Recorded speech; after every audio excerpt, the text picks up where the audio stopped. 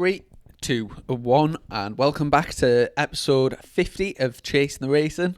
And sat opposite the lovely Dom the Bomb Herbertson. I thought you were going to burst in the song at first there, Chris. You were just like, 3, 2, 1. I thought, go on. Hey, you've been trapped indoors too long. You're bursting into theatricals. Yeah. What is it now? Is it week 4, week 5? Week 7th month. It feels like forever, doesn't it? It's so hard to be positive in times like this. The only thing that's getting positive is me blood pressure, I'm telling you. How have you been filling your time? By pretty much filling me face full of food. It's been terrible, Chrissy, man. We've got a term, it's just like, it's snacking. It has become an addictional sport. You can't walk past the fridge without raiding it. But you don't suffer from these things. We'll have to do another diet before the eventual season that kicks off. We'll have to do another January diet. A charity one. There we go. So anyway, back to the professional side of things, Chrissy. Who are we sponsored by this week? So we've got a sponsor, original sponsor. I think they were the first live sponsor, if you remember, back to TT last year. But this episode is sponsored by TT Cases, and they've just launched our new merchandise. So we've got caps, nice caps, trucker style caps. We've got mugs, we've got phone cases and stickers. And the mugs have just been launched as well. So they've been selling thick and fast. But if you head over ttcases.com, there's a section for Chasing the Racing. And obviously they do loads of other things. They've got the phone cases. You've got one of those phone wallets, haven't you? Where you put your cards in them. So it's actually like an external wallet, so you stick on the back of your phone, which is absolutely ideal. And obviously, but you see, they're the official TT accessory company, so they've got the rights to it. So they're doing playing cards now, and the choices are endless if they use their imagination, Chrissy. I will just say as well, I've tried a few of the cases, and I've got an iPhone, and for me, I think the soft gel is by far the best one. It's loads better than the hard plastic one.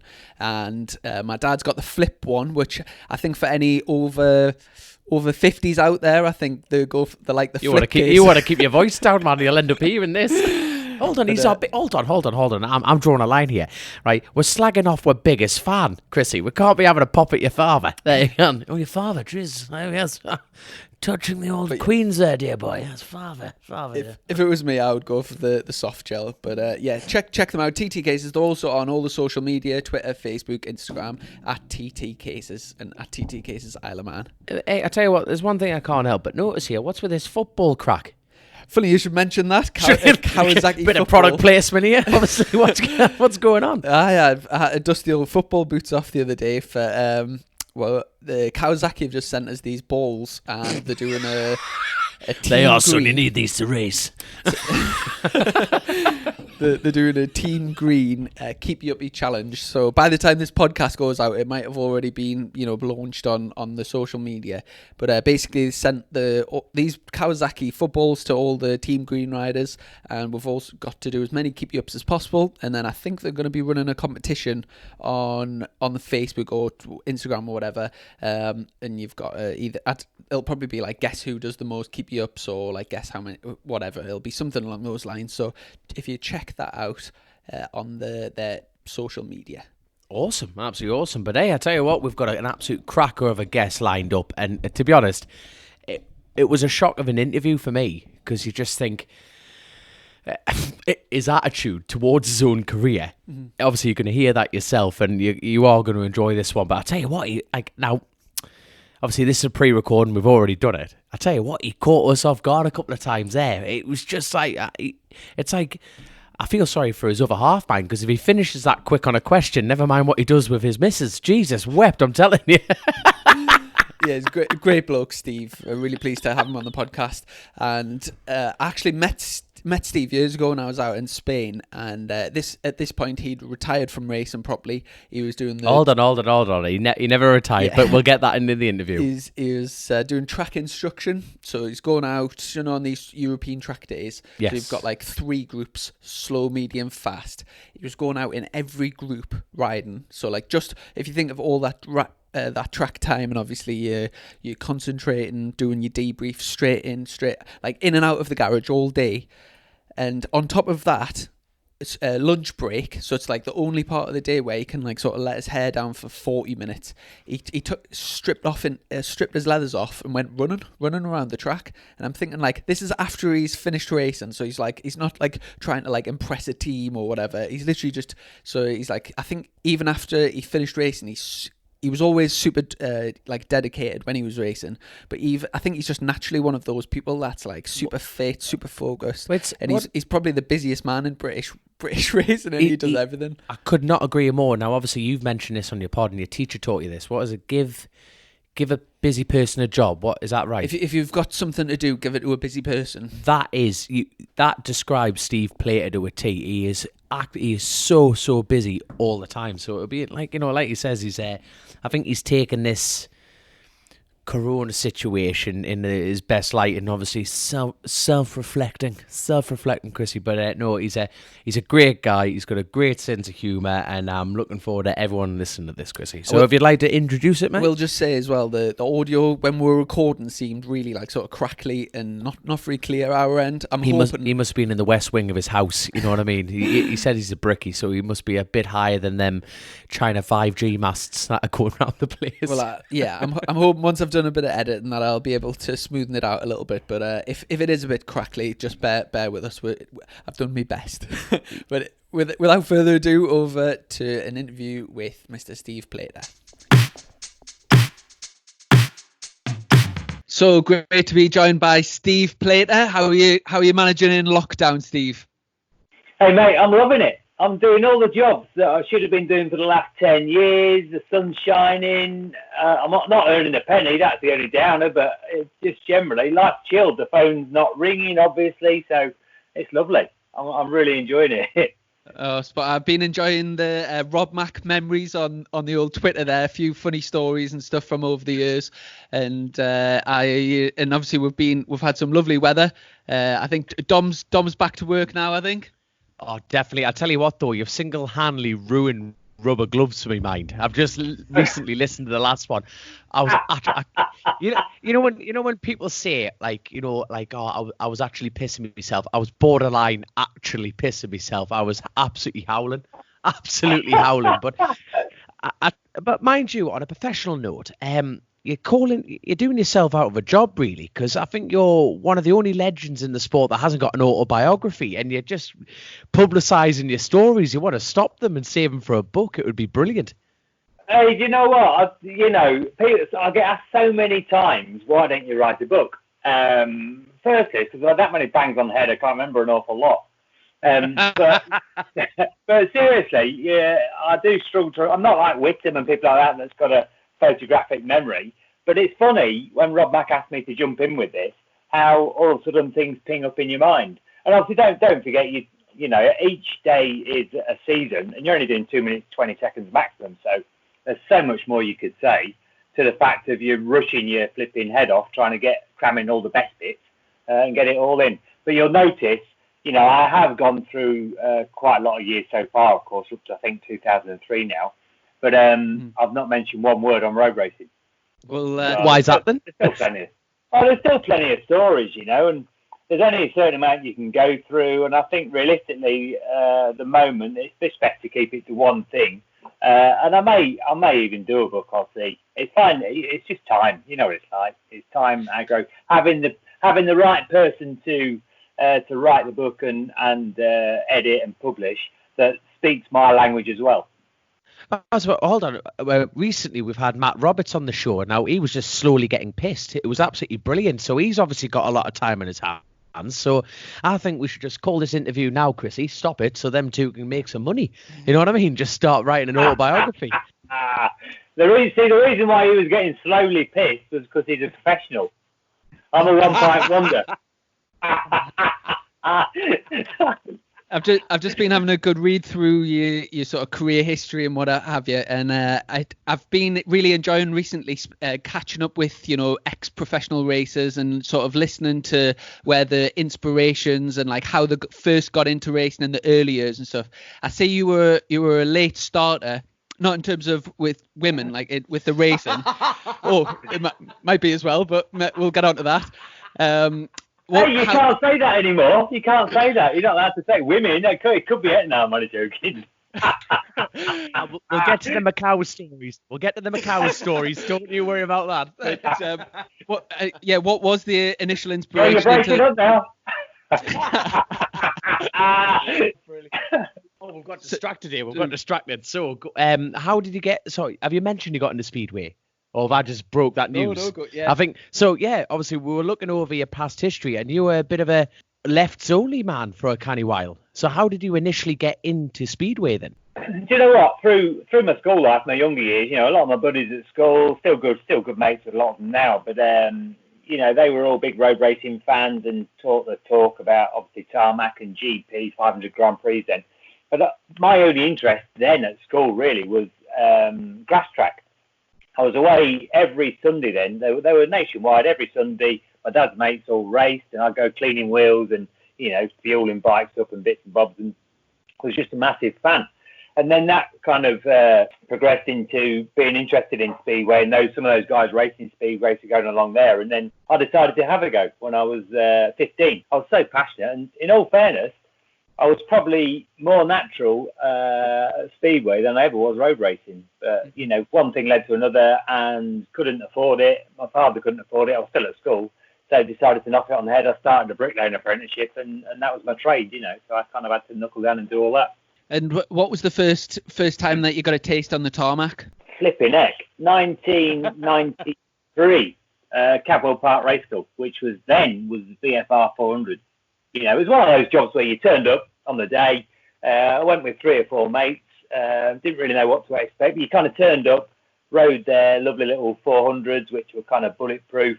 Their leathers, their helmet. And you got about 20, 25 laps. What a great little school. Just like Ron Haslam's school now, really, but on a smaller scale. And then, obviously, I was looking through, I seen that you had your first race at Cadwell Park. Was that linked with the school, or was that just as totally separate? No, not in the slightest. I had no intention of racing then. It was purely just to go and see what it was all about. I think I went to watch my first British Superbike race, British Championship race in about 91 at Cadwell Park, just with my mates from school. And kind of which then was Ron Haslam was on the JPS Norton, Whittam was on the Suzuki, Reynolds on the Kawasaki, Mara Brown on his 250 RS 250.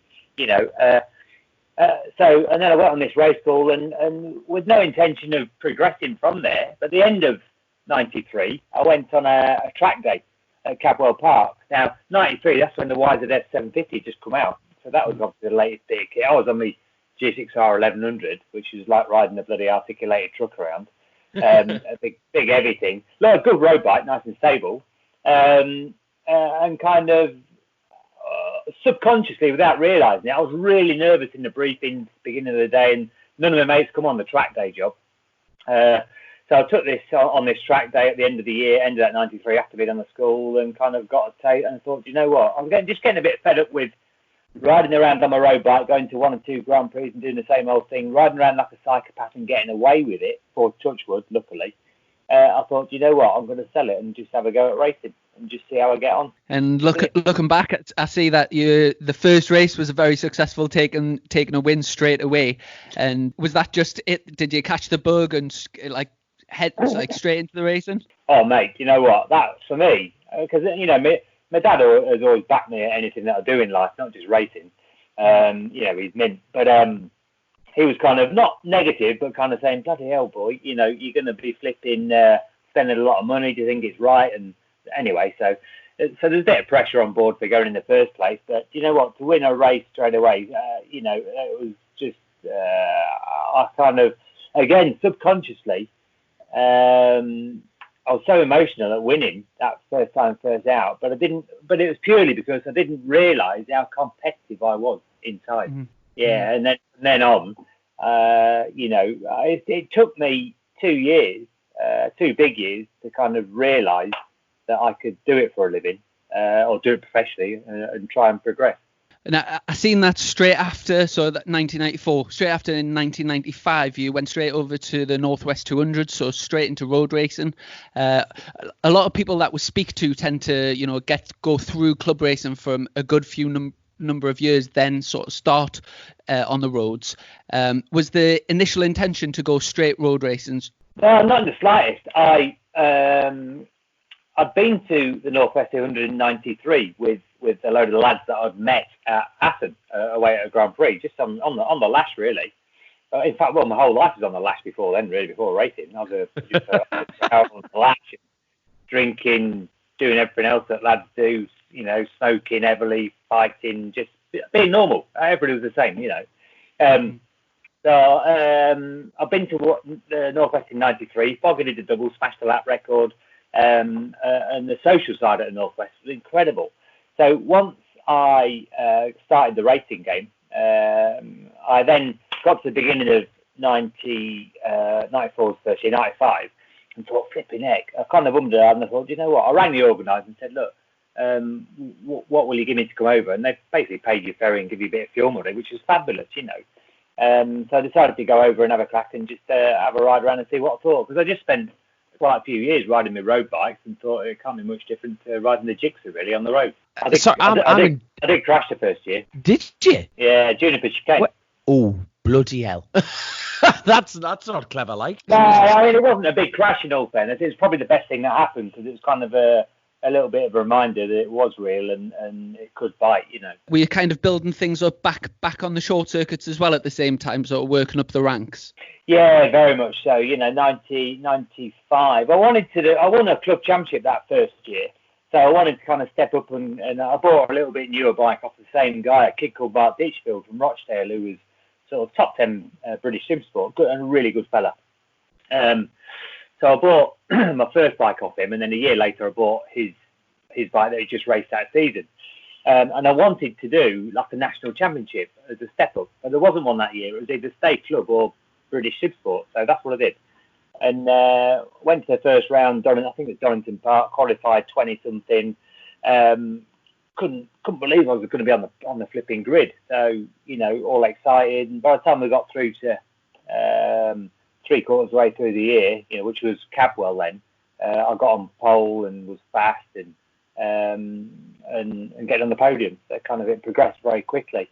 But again, still without even thinking about doing it professionally, it was just myself, a lot of mates going away, a couple of mates chucking a few quid in for tyres, getting pissed in the clubhouse, as the majority of people were, having a good crack and a good laugh, and enjoying some good times. Now we interview a lot of people on this show, and we're very lucky to do that. And you can hear their build up through their career. You can actually hear them chipping away, going, "We had to do this, we had to do that." It's just bloody brilliant that you're going, "Yeah, I'll give that a go," and then you're at the sharp end. It's funny, you say that, because I honestly, I don't enjoy really blowing smoke up my own backside or flipping, or even talking that much about my own sort of success. But I'm more through my career, which has been quite not short, but I rose up very quickly. But I was more you're not kidding. I was more in awe of the people I was around, because it was only 2 or 3 years before I was watching Niall Mackenzie, Mara Brown, Jamie Whittam, Ron Aslam, Terry Reimer, do their stuff and be incredibly fast and everything else, and click your fingers and I was passing Neil Mackenzie down Craner Curves on a superbike. It's like, what's going on? That's what I mean. It's what is it? What I'm trying to get around. I'm trying to get in your mind here. That'd be a fantastic place to be. I can imagine that being the right lap. But you better bring your armband. Right, yeah, you're going in the deep end, young, and there you are. But it's amazing how you've gone from just spectating and then being able to get on the track and literally go that hard. You know what I mean? I know you definitely aren't a rider that blows smoke up your arse, but when Chrissy's kindly got it written out how short your rise has actually been, to the top. People have taken years to get to that stage, and you've done it in such a short period of time.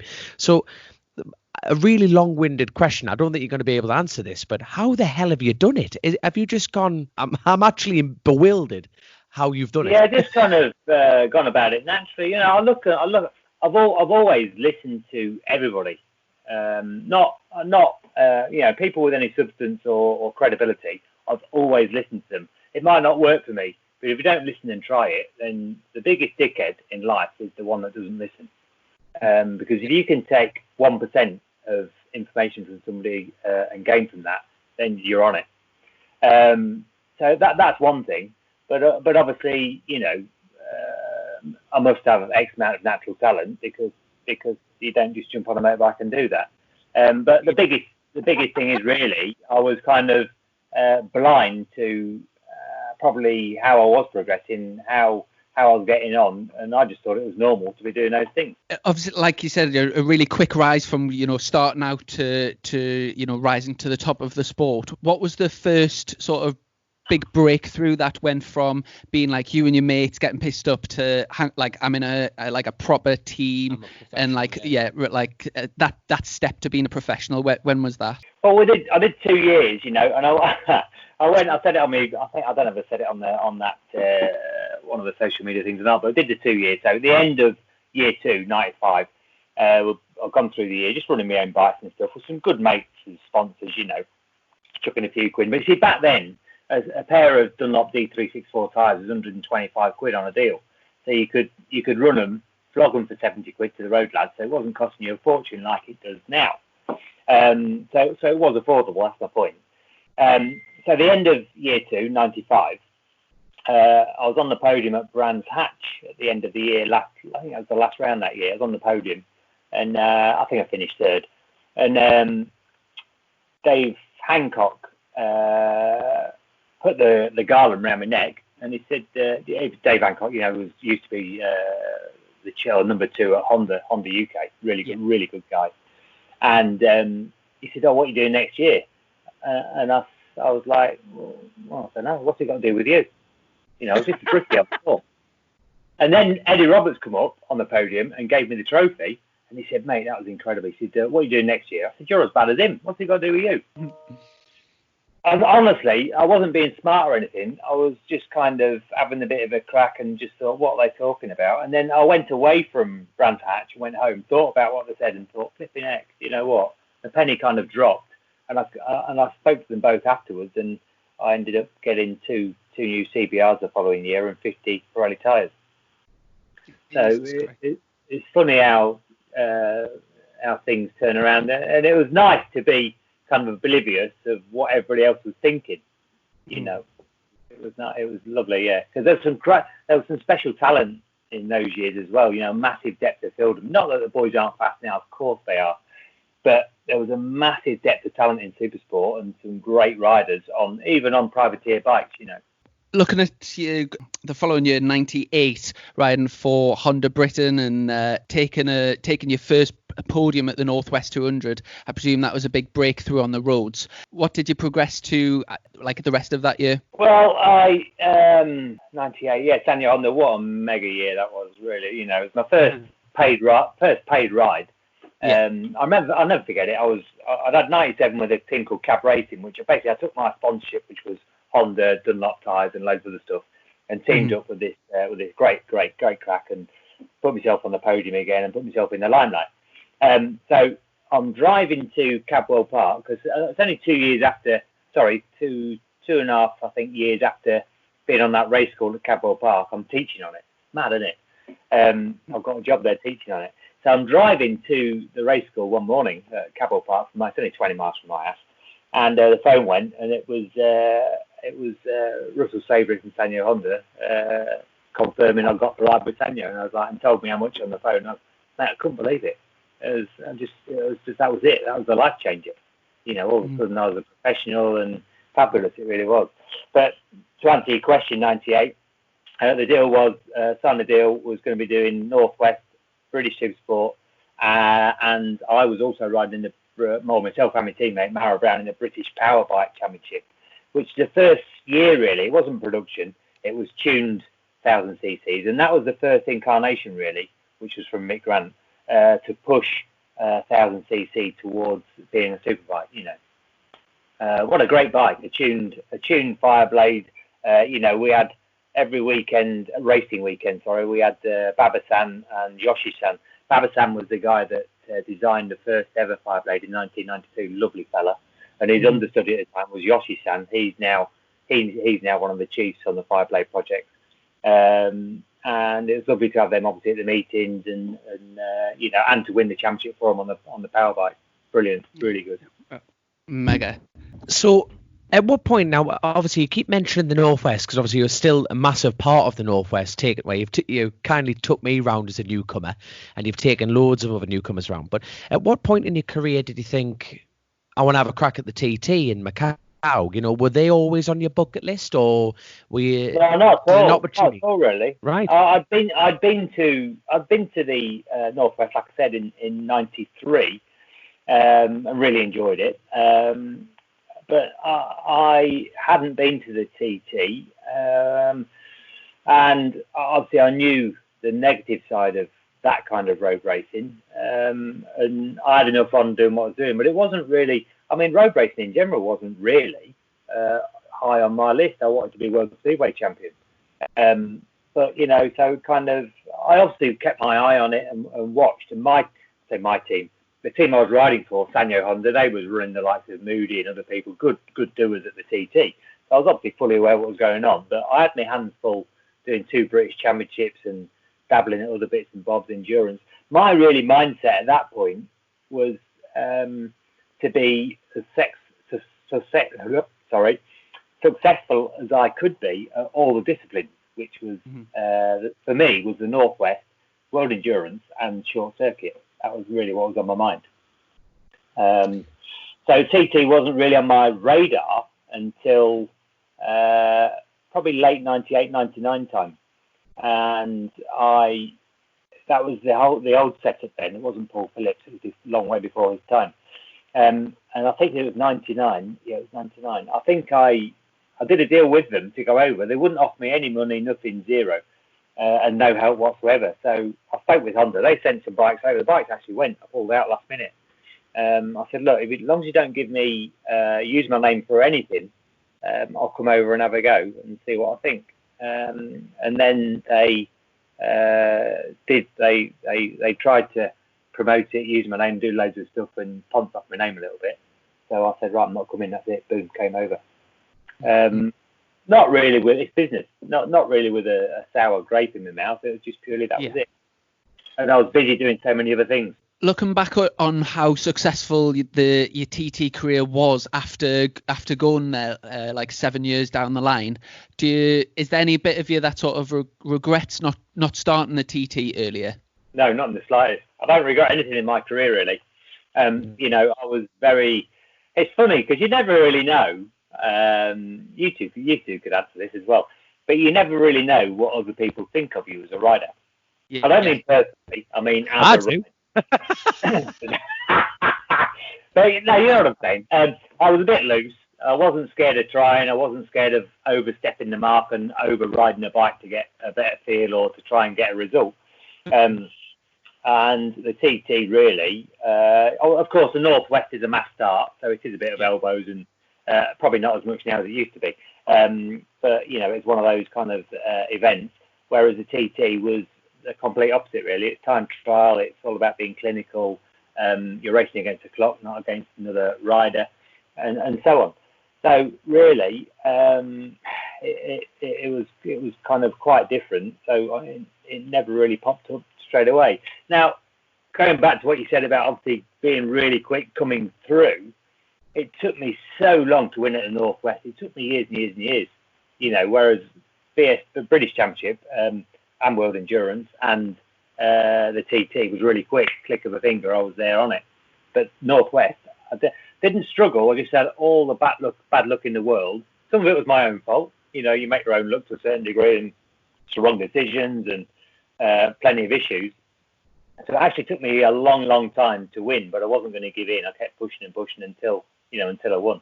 Speaking of the Northwest and being a bit loose, I was just watching a few old YouTube races there, and fantastic. I think it was back in around 2007, and there was a 4-way battle for the lead. Hugh McGuinness, Guy Martin, and Michael Rutter. And on the last lap, you came out of. Do you know what's the corner where Craig Neve went down? Like as you go.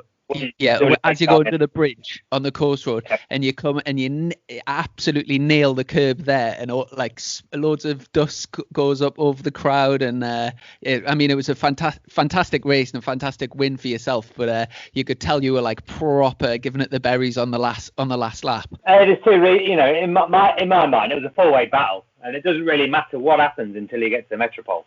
It gets serious from there, and it can all change, on the way down to there. So you're always better off leading, of course. However, I got down to, I just had in my mind that, as long as I could stay somewhere near the front or lead out of the Metropole, there was going to be, they'll have their work cut out to beat me. And also, if you use the curbs for a bit of extra grip, it will throw the dust and the shit up. And the natural reaction, if you're following that, is to roll slightly. And when you're approaching, what's it called, Black Hill, that is the most important corner on the circuit, because that's the run down to Juniper for the last outbraking manoeuvre. And if someone's just slightly off it on the approach to Black Hill, they ain't got open hell passing you down to Juniper. So there's more than one way to skin a cat. Yeah. And as you roll now with the Northwest 200 as the rider liaison, do you enjoy using your knowledge and of the circuit and the racing and stuff to? That cracks me up, rider liaison. I'm moving like bitch. I've got so many jobs there, really. No, I do. I'm only taking the mickey. I really enjoy it. I spend a lot of time over on the North Coast, away from the event, of course, helping out with various things. I'm always looking at circuit safety and various ways of improving. I've been on the phone all for a long time this afternoon talking about next year's event, because it's very unlikely it's going to happen this year. We'd love it to, and it still may. However, it's getting very late now, so we'll have to wait and see. But but that's the kind of my job, really. I'm always throwing ideas and different things, and I really enjoy getting the newcomers over and working with new guys and just trying to, keep them safe, because I want them to keep coming back. Doesn't matter whether it's Joe Blogg's midfield, back the rear of the pack, or somebody that's capable of, like Coops at the front, or James Ellison I went over a few weeks ago. It doesn't matter who they are to me. They're all the same. It's all the first time. It's a steep learning curve. And I want them to keep coming back every year to keep the racing competitive. Now, obviously, I've been very lucky to have a couple of pints with you. And one of my favourite things that you keep saying to everyone, absolutely everyone, is that you're one of the only riders in the whole world who had a career and has never retired. You know what I mean? You are very open that you never officially said to anyone that you've retired from motorcycling. Is that fair to say? Yeah, very much so. I still haven't retired as such. No, I suppose I have now, because I get asked so many times to race different things, and I always say no, I've stopped. So I suppose I'm kind of being a bit what's the word? I suppose I'm kind of going against what I'm kind of saying. I always thought to myself when it was time to knock it on the head, not to do anything official, because you never knew if something was going to come up to do some development work at a race meeting, whether it be World Endurance or wherever it may be.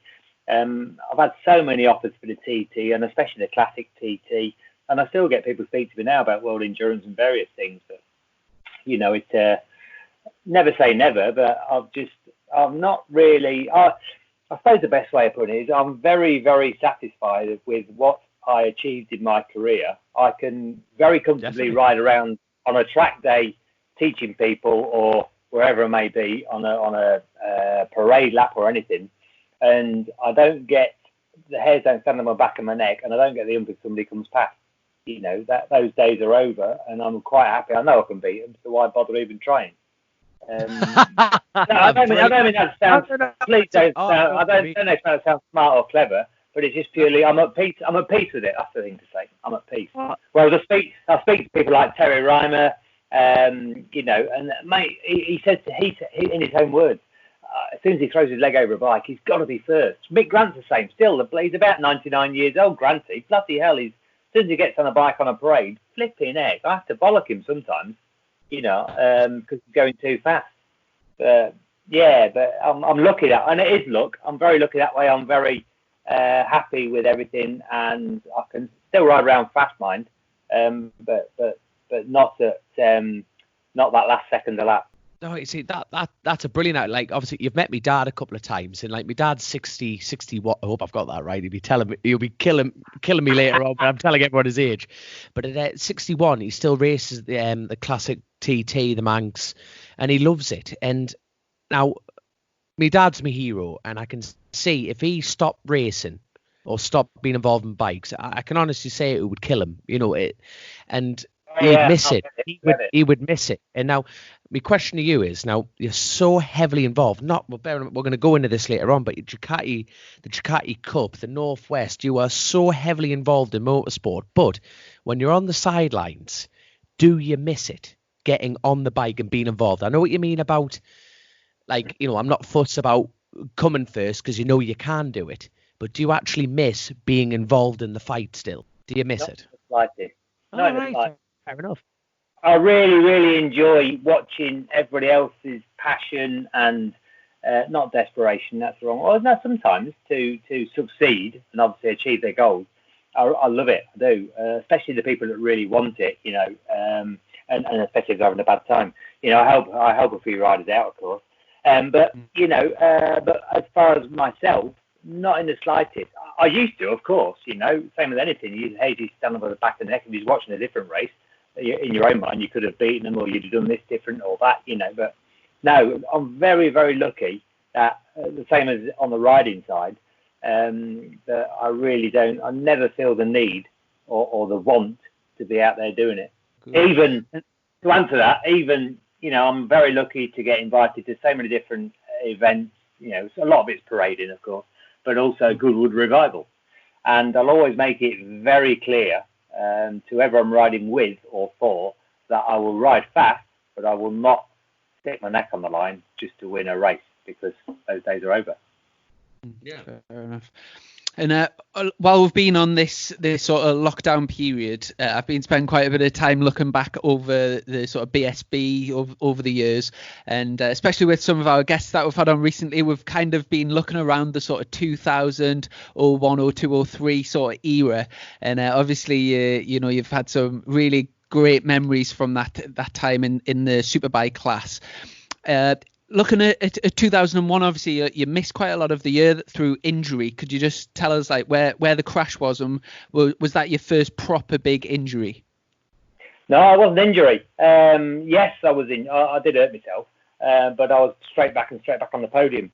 2001 was year 2. I stayed with Kawasaki and Kawasaki UK. Sorry, my teammate was Mr. Miserable, Michael Rutter, and I'm only kidding. Not. No, seriously. You know, and that was year 2. Good bikes, good team, good setup. I'd done my apprenticeship year before, so we went to round 1, was on the pace. Round 2, Silverstone. I led the first race, but high-sided coming out into the back straight. I don't remember it, the old shorter circuit where you went through that flip-flop thing, and then bloody 4th gear high side, and broke my right foot and left wrist. So the following weekend was Snetterton. Snetterton was really early that year. So, you know, I was on the pace. So I said, right, I'm going to cut the cast off and do that meeting. So that's what we did. Went away and flipping was top 10 all through practice. Got into qualifying at the Super Bowl in those days. And because, you know, the old track at Snet, Russell Chicane was the only left-hander, really, on the throttle. They said, right, you need to go out and do 1 lap on a qualifier to bed with it on the wrong way on the rim, just to bed it in, ready for Super Bowl. I said, yeah, no problem. So I did that, and, you know, I was pretty crook. And I went out of pit lane, up the old pit lane exit road, or circuit entrance, should we say. First, second, third, shut off to go in turn 1, and it eye-sided me off. See, what they hadn't told me was they hadn't put it on warmer, on tyre warmers, because the heat cycles destroy a flipping qualifying tyre. So that was it. A trip straight to the flipping medical centre, then off to Norwich Hospital, and so on. And you know, so I was out and decided then to sit out the next meeting. I think it was Alton Park.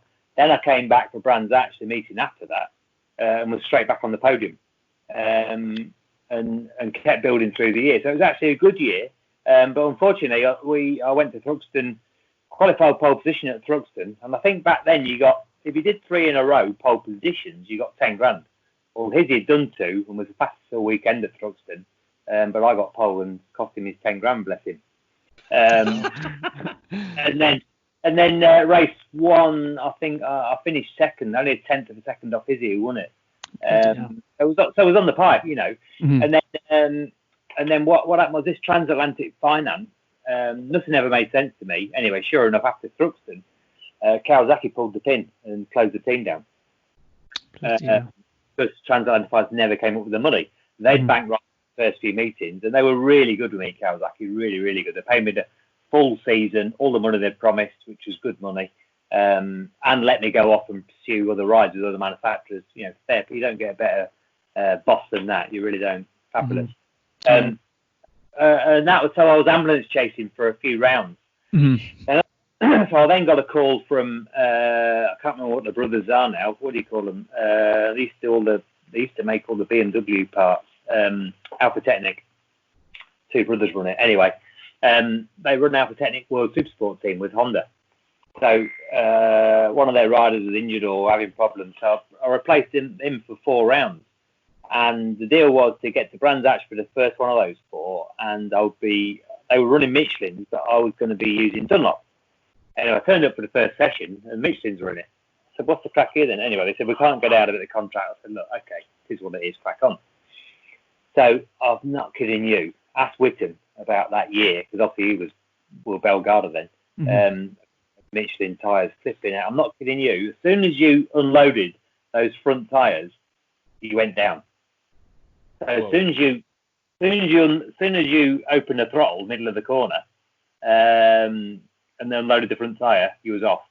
I crashed at Assen on an in lap and an out lap with a qualifier in the back, going steady. Jesus.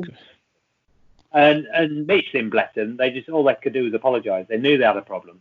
All they could do was apologise, and that was that. Whittam would tell us the same story, bless him. So that was that. So shipping, I did the four rounds. I think I did Brands, Oschersleben, Assen, and Imola, and then I came back, and Rob Mack called me to come and race the last round. I think Robinson wasn't riding very well or had problems, Jamie Robinson, and I don't know what was going on with James. It was on the pace anyway, but Rob asked me to go and ride. So I did Donington the last round and put it on the podium with the R7. Which was, a good result first time on the bike. So that kind of, so it ended up being a good year, but it was a kind of roller coaster, just purely through different circumstances. I did recover very quickly from my wrist, and my foot injury was not really a problem. So injury wise, it didn't really, like, mate, we're all the same. You kind of just crack on, and there weren't serious injuries, just kind of a bit of a blip and rock and roll, And over those years in the superbike class, do you have a particular highlight? Maybe like obviously you took a good few wins and like lots of podiums, but do you have a standout race in that time?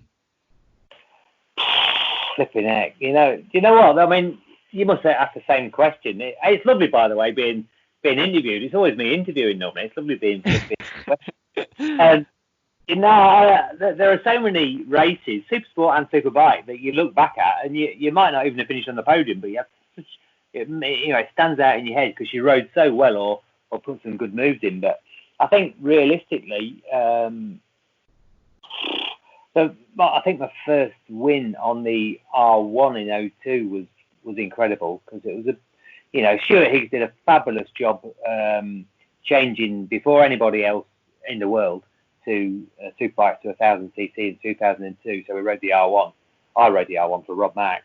And nobody really knew how it was going to go and, how it was going to be, because there were no parts for the 1000cc. So it was development as well as against the Ducati as well. So it took. But, podiumed it first round at wherever it was, first round of the year, and loads of podiums and race wins. And I think really that first race win, which would have been Alton Park, which is my bogey circuit, in all fairness, I love it. Everybody loves Alton Park, but and I think it's because it's the worst track that drags you into overriding, which I'm terrible for, or used to be. And then it's, like all the way through practice and qualifying, I'll be doing crap times because I was overriding the circuit and overriding the bike. And then as soon as you got into a race and settled, you was on it. But I wouldn't knock the races there. But I think that's probably the one that stands out the most, I would say, even though my SP2 wins at Cabell Park because it's my own track was pretty special. Aye. And then obviously in 2007 you ended up going to the Isle of Man after all those years, and obviously it was a very sort of a big milestone for the TT, obviously turning up and being the fastest newcomer at the time with lapping at over 125 miles an hour. Now in the on your website you have that Mick Grant played quite a big part as a mentor. Was he involved with attracting you to the TT, or was it a case of you wanted to go and Mick sort of guided you? No, Mick's been a part of my life since 1998, since my Sanyo Honda ride. Yeah, he was team manager then, 98 and 99, and then ever since then, some people aren't so keen on Mick Grant. We've always got on really, really well, and the people that aren't keen on him, the reason for that is because he tells the truth.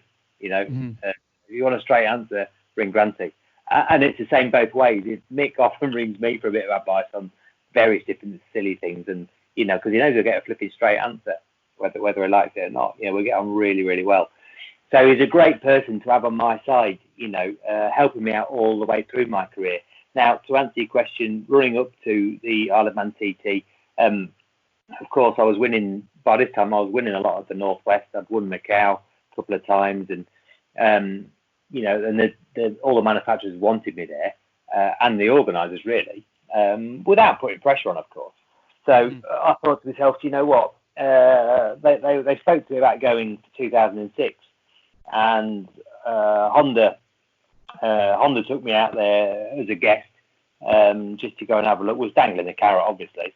I think that was in 05, or I can't remember if it was 05 or 06, and they said, "I'll come out and bring the wife, bring the girlfriend, and flipping have a look and just soak up the atmosphere and see what you think." And I couldn't take them because she was at work, so I took my dad. But it was incredible. I thought flipping that, yeah, I kind of made my mind up, yes, I would like to, but not for 06 in my head, because there's going to be a bit of pressure on, obviously, because I've won a lot of other races and everything else, to be at the TT for the first year. So I agreed terms with Paul Phillips. Paul was nice and really good and professional and everything, and agreed terms. And but for 2007, because in my mind, that was the one that everybody wanted to win. So I could kind of be in the shadows a little bit around all the guys that were desperate to win the Millennium, because it was a special occasion, obviously. And I actually said to Paul Phillips, we agreed money terms and everything else.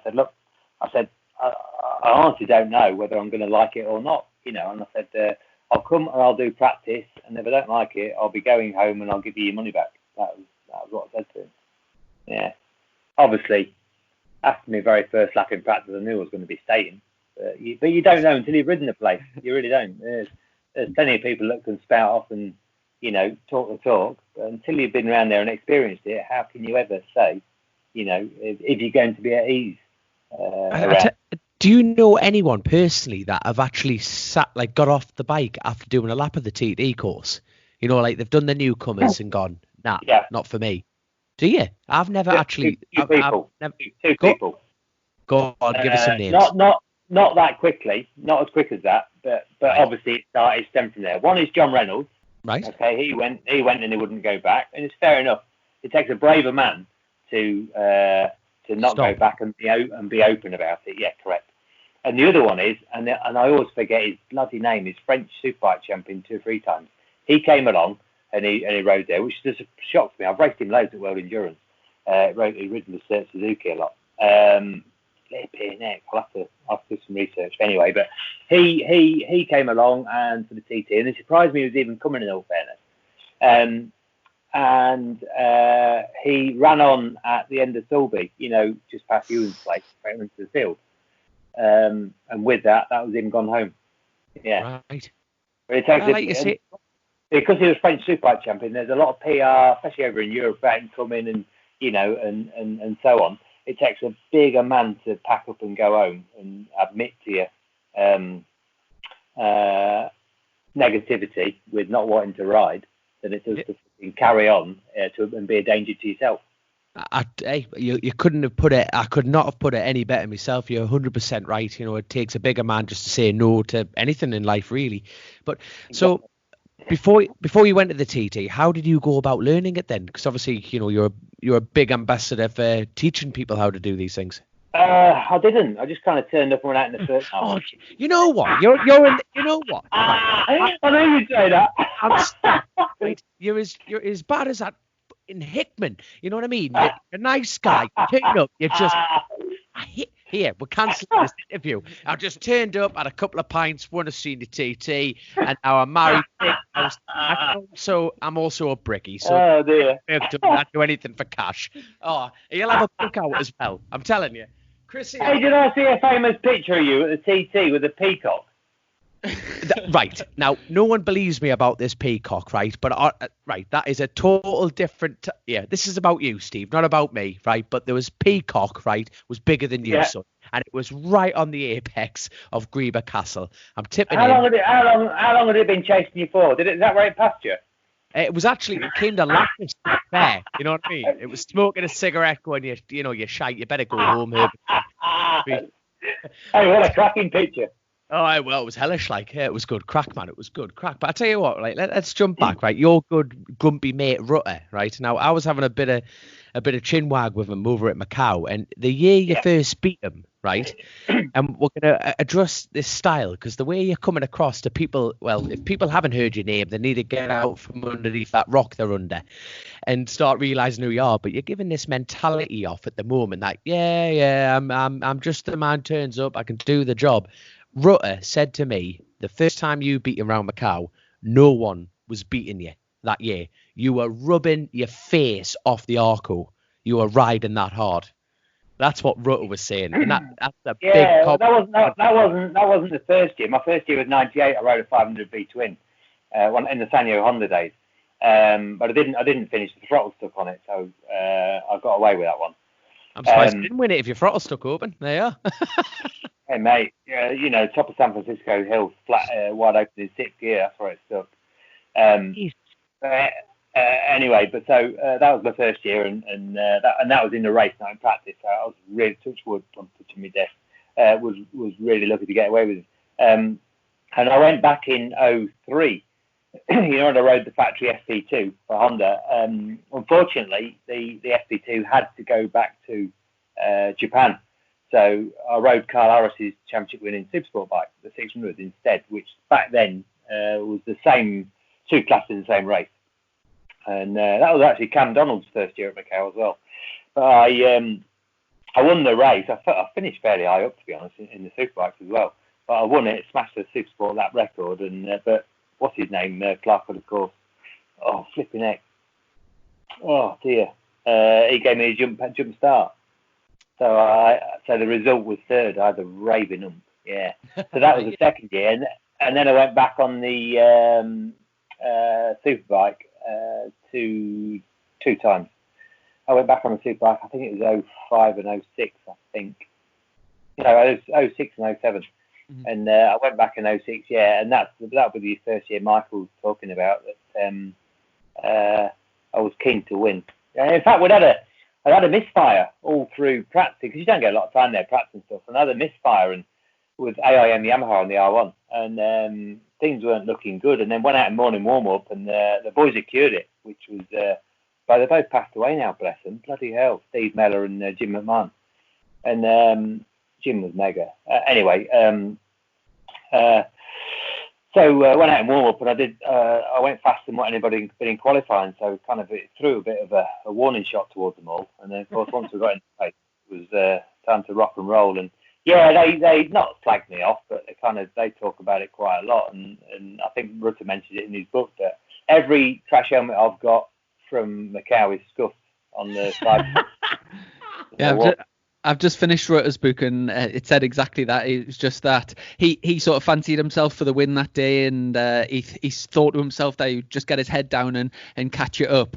And then he's seen you. He says in his book that at a certain part of the course he's only ever clipped his shoulder on it once, and he just said every single lap you were so committed, you were like so precise, and there was no way that anybody was going to beat you that day.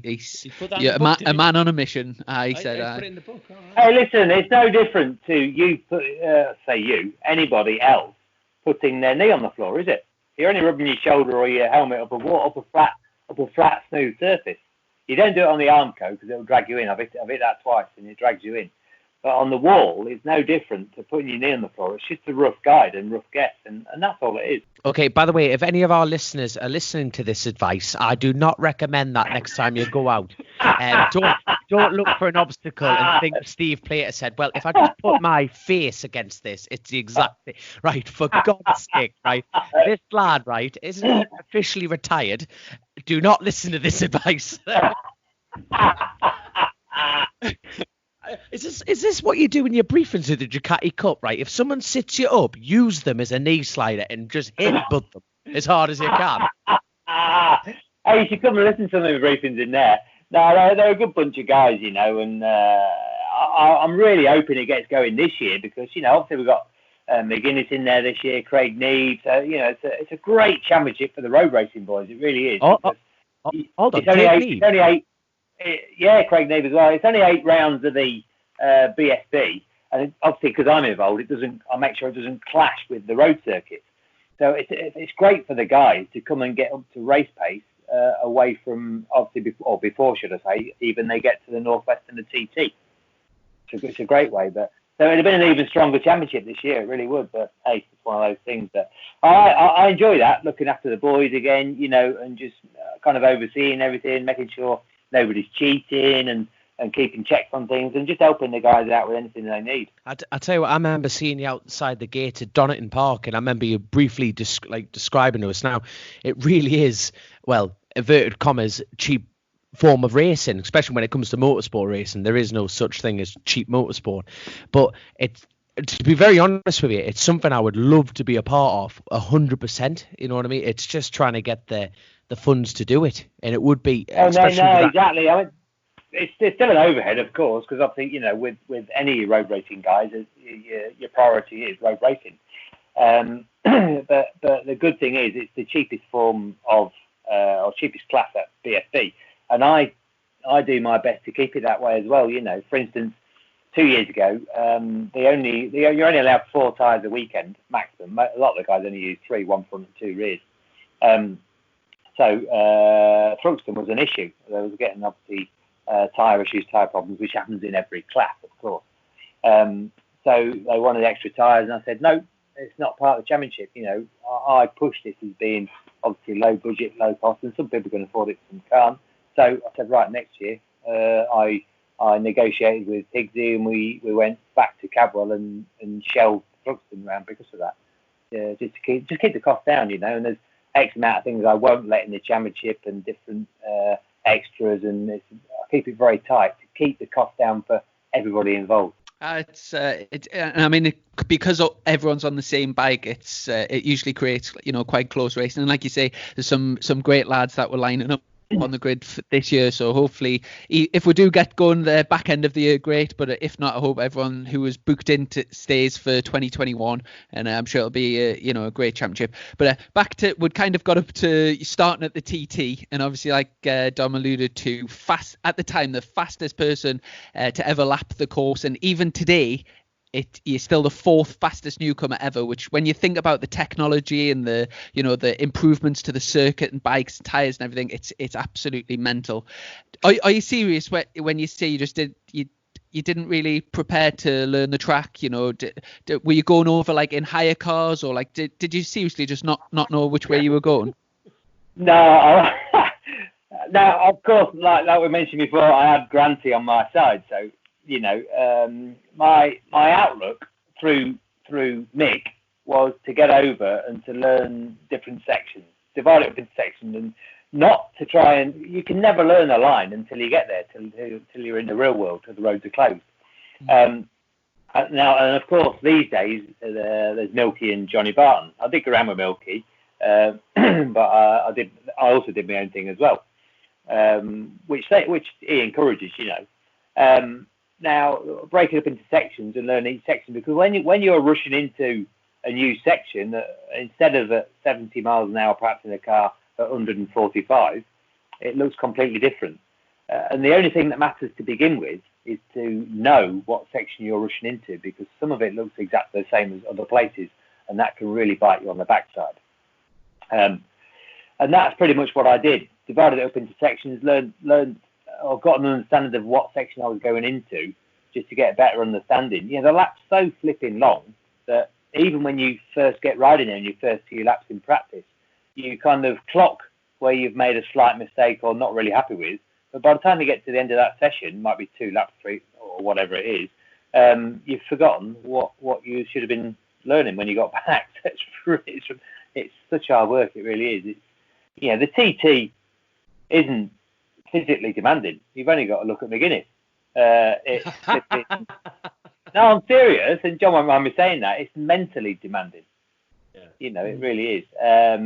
From a learning process to competing to having your eye on the ball, making sure everything's right. And, my first ever race there in 2007 on the R1, which didn't handle in the slightest because I never even touched anything, just left it, because when you're getting faster every lap you ride, it's pointless changing the suspension or anything. Just get on with it and shut off. If it's not right, shut off. And that's what I did.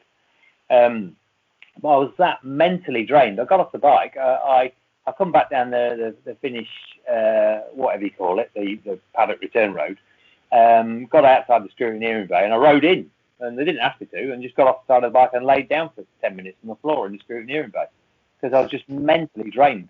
Incredible, and that's how I learned it. Really, I kind of divvied it up, learned my sections. Yes, I went over a few times and did some laps in the hire car, which you need to ask my wife about. She wasn't over impressed. Writing the note. We'll come down the bottom of Vigara. We've been doing loads of laps, and on this particular time, and I said, right, we've just got time for one more lap before we get back to the airport, as long as we do it quickly. So we'll come down the bottom of Vigara, and they put up some temporary flipping traffic lights and roadwork and I didn't realise they hadn't been there for the last 3 days. So we're steaming down there at 100 mile an hour. Next thing, there's a traffic light, and it's on red. Oh dear. Not enough time to stop. So we went through, cones flying up in the air, everything, missed the lights, all cones flying up, and the other cars the other end were just setting off. Just missed the head on with the car coming the other way. Yeah, she still reminds me of that. Yeah. do you have a favourite section of the TT course? Finish line. Excuse me. No, seriously, I think I like all of the mountain. I think to begin with, it's easier. It's the fastest part, of course, but it's a little bit easier to kind of, in my mind, because you can see quite a long way. It's a little bit easier to get at home with first. Everybody's different, of course. There are various little bits and bobs that I love, but you're always kind of not at ease with, if that makes sense. And there's some places now I still remember hating and just not enjoying in the slightest, and you always think you could have gone a lot faster afterwards. I think I used to get to, best way to explain it, I used to get all the way to Ramsey and then kind of breathe out, right, let's rock and roll, and bring it back to the finish line, and then it all kind of started again. Yeah, it's funny. Everybody's different. Everybody's got their own favourite places, You used to get to Ginger Hall, end of Silver Straight, turn right to Ginger Hall, and then you used to flip in, put your gum shield in, flipping heck, and dance all the way to Ramsey. And it's still the same now, but everybody's different, and bike setups are different motorcycles are different, and then people enjoy different things. Some of the lads enjoy the big jumps. I never really did, but everybody's different styles and different approaches. And on your return to the TT the following year, obviously you took your first race win. Was that the race that you were battling with Bruce Anstey on the road? No, excuse me. First of all, did year one. and I kind of was the fastest newcomer that I had for quite some time, and so on. And I said to Paul Phillips and the guy, I said, look, I'm going to do year one, and I don't even know if I'm coming back yet, and I'll make a decision. Anyway, I quickly decided that after the first year that I'll give myself 3 years to try and maybe get on the podium, you know, in my own mind, to try and get faster, because I had a lot of speed still to flipping find at the time, and try and get on the podium.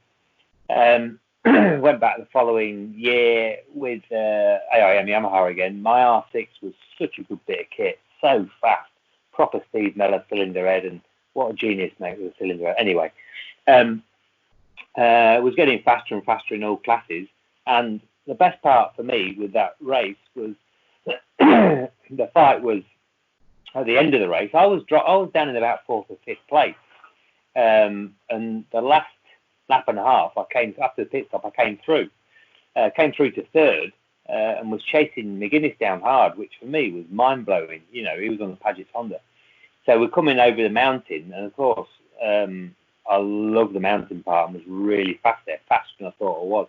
And I took something like 3 seconds out of McGuinness over the mountain and finished 2nd place, which was an incredible result, really. Lo and behold, after the podium, we found out there was a problem with Bruce's bike and it was being stripped. And anyway, they took a camshaft out of it the size of a bungalow, and I was awarded 1st place. So there's a bit of luck there. And it wasn't Bruce's fault, obviously, in my opinion. And I've said this in the past. It was one of Bruce's days, you know. If Bruce got out of bed on the right side, and still does, the kid's nearly unbeatable. You know, not for me at the Northwest, but the TT certainly. And I believe that Bruce would have been hard to beat on a standard engine that day, let alone a flipping a rocket ship. So, you know, a mistake was made by the team, unfortunately. They held their hands up. And rightly so, he got kicked out, because it wasn't just us guys on the podium, it's the guys all the way down the field finished 1 place further up, so they should, you know. So, but for me, the best part about the whole race was coming through from 4th or 5th, wherever I was, and taking that time out McGuinness over the mountain in my 6th race there, to do the business. Bloody hell, that would be some sight, literally following McGuinness's arse for a brief second. There we are. But hey, speaking of Bruce, do you get in touch with Bruce still, or just wondering how he's doing? Because obviously he returned back. He's doing well, mate. Yeah, nobody really gets in touch with Bruce. We bump into him now and again, and if I ever speak to Clive, I always ask a question, because Clive's the man he kind of makes contact with. He's doing good. There was no intention of doing a TT this year. He's doing real good health-wise, but unfortunately he's not really fit enough yet for the TT. However, he was going to be back at the Classic on the 500 again, but obviously that's pending what's going on. So he's doing good, kind of all happy and stuff, and you know, it might even do him a favour, so I don't think he'll ever retire. He may even be back at the TT next year, who knows. That would be outstanding, because there is not a single person who is not a fan of Bruce Anstey. He is just, everyone likes Bruce Anstey. It's just his mentality in the paddock, him and his wife and his he's got like a little pug, or it's a hamster on a string or something, I don't know, but he's just such a loved man. And I think, you know, really, as far as a legacy is concerned, you know, he hasn't even stopped racing, but when he does, that is such a high note to leave on. It'll be phenomenal, absolutely phenomenal. Proper fans' favourite, isn't he? And back to the short circuits, and after stepping down from the bigger bikes into the Supersport class, obviously it turned out to be a really good decision. And 2009 was, you know, really stands out as a special year for you, with you know, with all the victories and taking the British Supersport Championship. Talk us through that year. Was Billy McConnell your biggest championship rival? Yeah, I mean, there's a few on and off through different rounds, of course. I mean, there's always somebody fast at a particular track to a certain degree, but Billy was the consistent man that was always there in qualifying and, of course, in the races. You know, like 2008 with AIM, I'd ridden the Superbike up till the Northwest and the TT, then just rode the Supersport. So I was kind of raced against the boys and been winning races, and I obviously won the Supersport, the TT, then come straight back from the TT and won the British Supersport Net, and that was always a big part of me, because people always used to say, people can't do both, they can't be fast at Isle-of-Man TT and British Championship. I did it 2 years running. So on to 2009 that you're talking about, set the year off, and mate, what I was doing, I'd had 10 years of riding world endurance for all the factory teams. So I'd already been busy in that championship as well. Won quite a lot of races with Kawasaki France for 9 years, and then Yamaha on Yamaha France, Yamaha Austria. And for 2009, my deal was to do the British Supersport, Northwest, TT, and the 224 hours for 10 Carter Honda, Le Mans and the Bol d'Or. So kick the season off, and then all of a sudden, this new kid on the block, Josh Brooks, couldn't get his visa, or had not applied for it earlier, to get into the UK. So it'd been over pre-season testing and everything else for HM Plant Honda on the Superbike alongside Glenn Richards then, and wasn't going to make round one at Brands. So Honda said, are you interested in riding the Superbike at Brands? I said, yeah, of course I am, because it'd be good flipping. It'll be a good test, obviously, pre road racing and everything else, and keep my eye in. And also, I've got the flipping the 24-hour at Le Mans, so it'd be good to get on the Superbike. I've never ridden a Fireblade of that current model, not even a road bike. So turned up at Brands. Adrian Gorse was my crew chief on that side. I won the Supersport. Went out and led the first flipping Superbike race. Led it for quite a long time. It was me, Camilla, and Sylvain Guintoli battling, and like a dickhead, I flipping lost the front at Druids. So that was it, game over. Won the Supersport, like I said, and then the second Superbike race had an out-around back tyre. So I really struggled, but I still managed to. Camilla come past and cleared off, and I fought for Guintoli for ages, but just couldn't keep up. So I settled for third and finished third. So it was mega, and then I won the Supersport race, jumped in the motorhome. I drove straight to Le Mans. We tested all week on factory, so that was Pirelli's treads and slicks at Brands. Went to Le Mans, tested all week, and on factory Michelin's on the 10 Carter bike. I did up until Wednesday, and then I drove back to Caen, which is a 2-hour drive, got on the overnight ferry, went straight to Castle-Coombe, tested for a full day on my Dunlop slicks and treads for the Superstock and the Superbike all day, got back on the overnight ferry, went back to Le Mans, back on their Superbike on the Michelin, factory Michelin, to qualify night practice and then do the full 24 hours. We should have won it, but anyway, finished on the podium because of a crash or two. And then I jumped straight back in the motorhome and drove back home. Drove back all the way home, didn't even sleep after the 24-hour race. Parked the motorhome on the drive, jumped in the shower, and then flew to the TT for Pressbrook. So it's a bit of a steep start to the year. Supersport went really good. It was a real good ding-dong with Billy throughout the season. Billy's always in the pace on the pipe, good kid as well. We had a coming together at Silverstone that year, which was Billy just getting a bit desperate to win, particularly as we all do. It was just a racing incident, and it's funny because they flipping had us. I think it was on the last lap, so they gave me third place. So I got back on and finished third. Yeah, so I was on the podium. So they took us up into the office afterwards and said to Billy, right, in your mind, what do you think happened? And Steve was there from Raceways, and Harv Beltram was there from Honda, and me and Billy.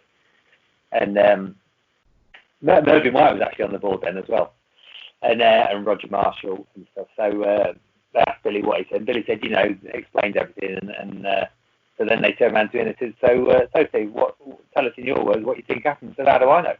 I said, I was leading, and I got torpedoed from behind. How can I explain what happened? You've got bloody cameras. It's not rocket science.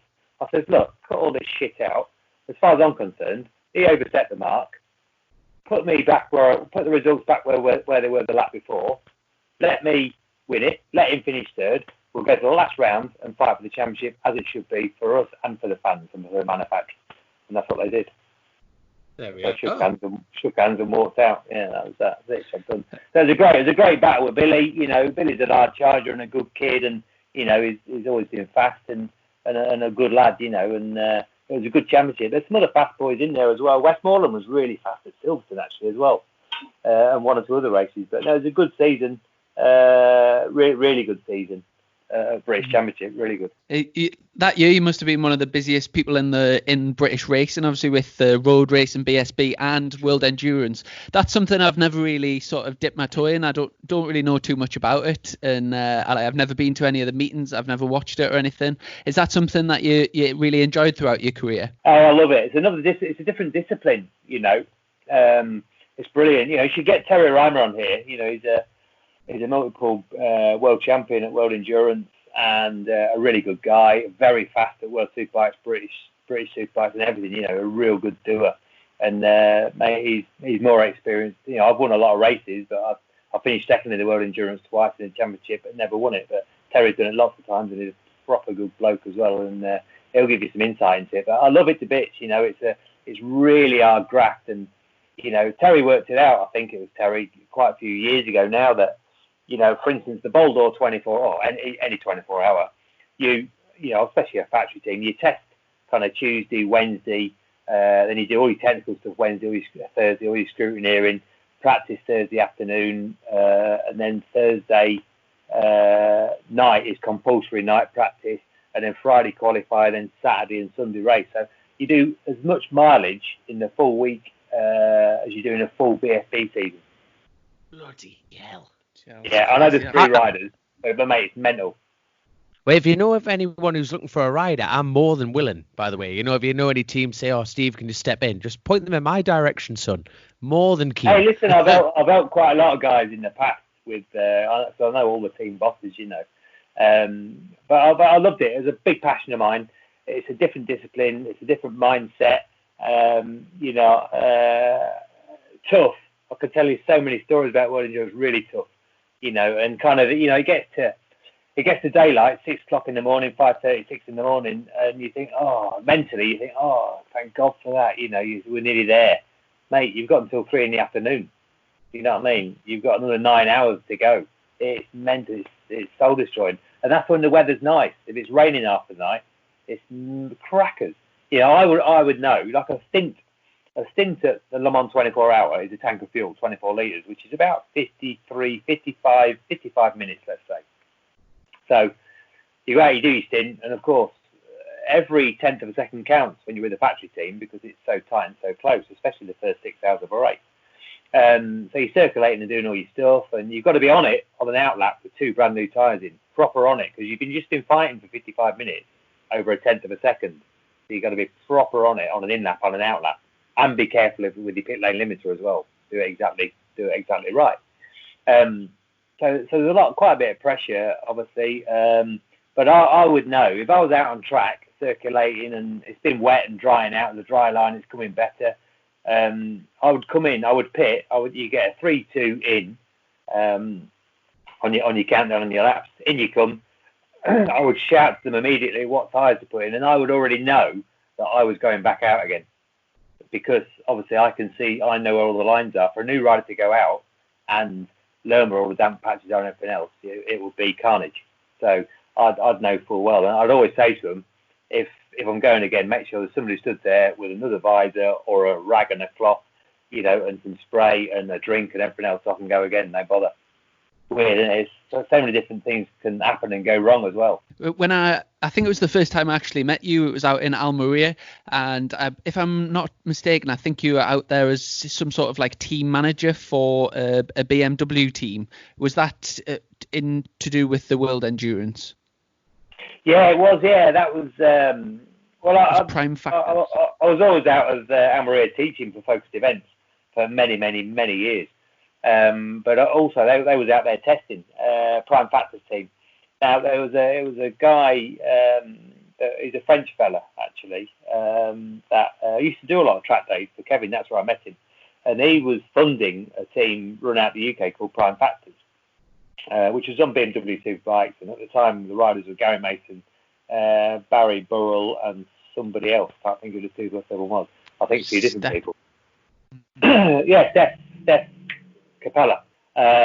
Anyway, so they asked me to be involved in it, and because my experience was piece of cake. I went to the Bowl d'Or, oversaw that and run it for them. Great. I took Lee Johnson as one of the riders as well. Good kid, Lee, and was on the pace, obviously, and was really, really great. And then come back, and they was all getting geared up. We'd organised everything ready for the following year. I can't remember what year it was.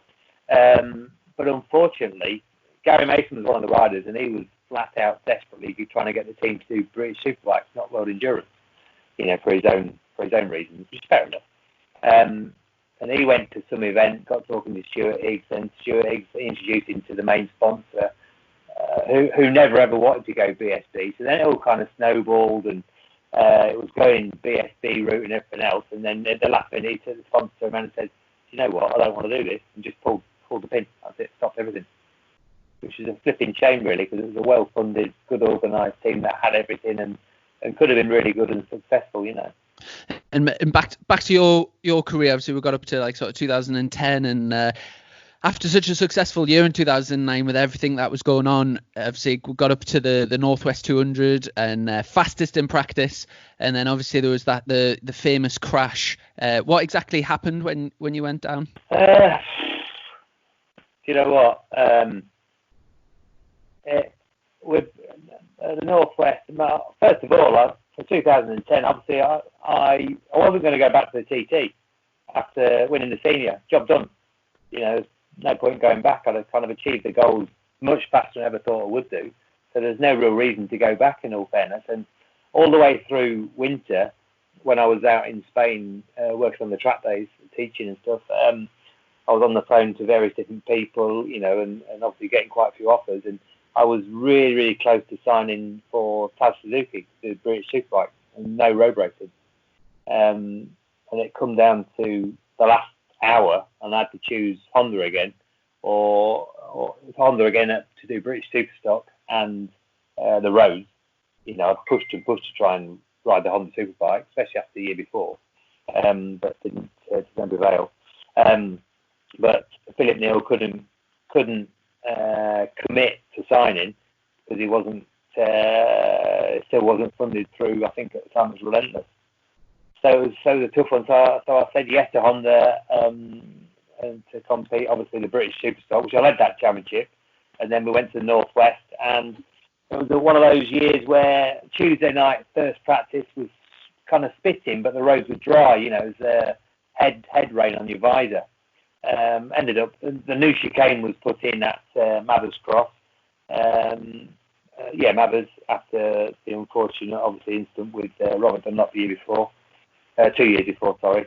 So they put the chicane in, and I got pole position Tuesday night. Now, went out on Thursday night for practice, and it was the same conditions, really weird as Tuesday, and I thought, flipping it. So when I pulled out the pits, I had Bruce behind me and then McGuinness all together. Might have been behind us all together anyway.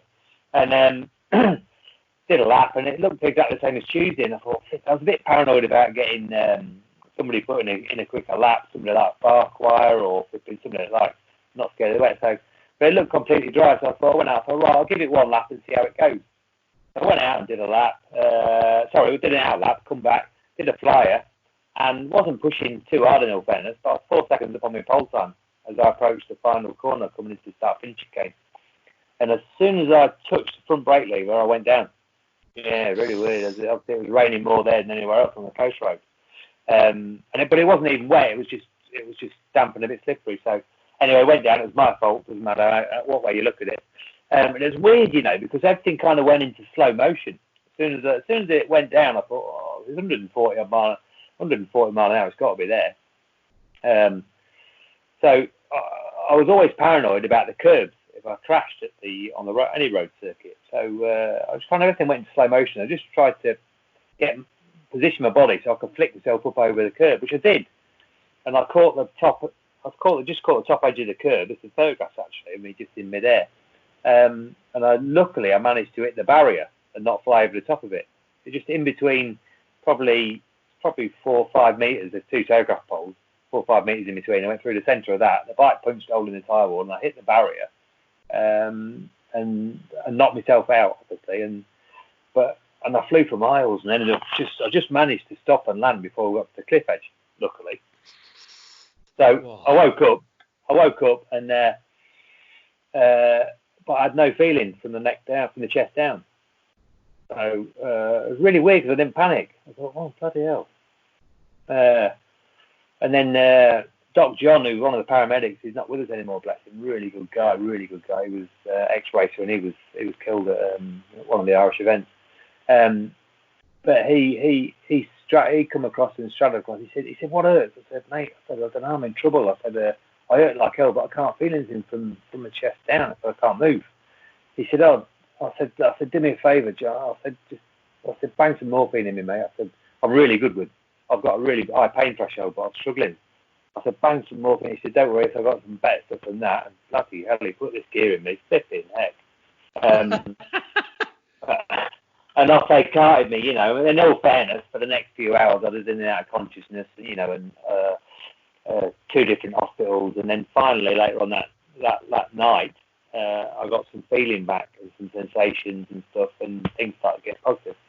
I was transferred through to from Coleraine Hospital to Derry. They operated on my left arm and some other bits and bobs and fixed that. And I'd broken a load of ribs, but I was still in a massive amount of pain. I couldn't really figure out why or what.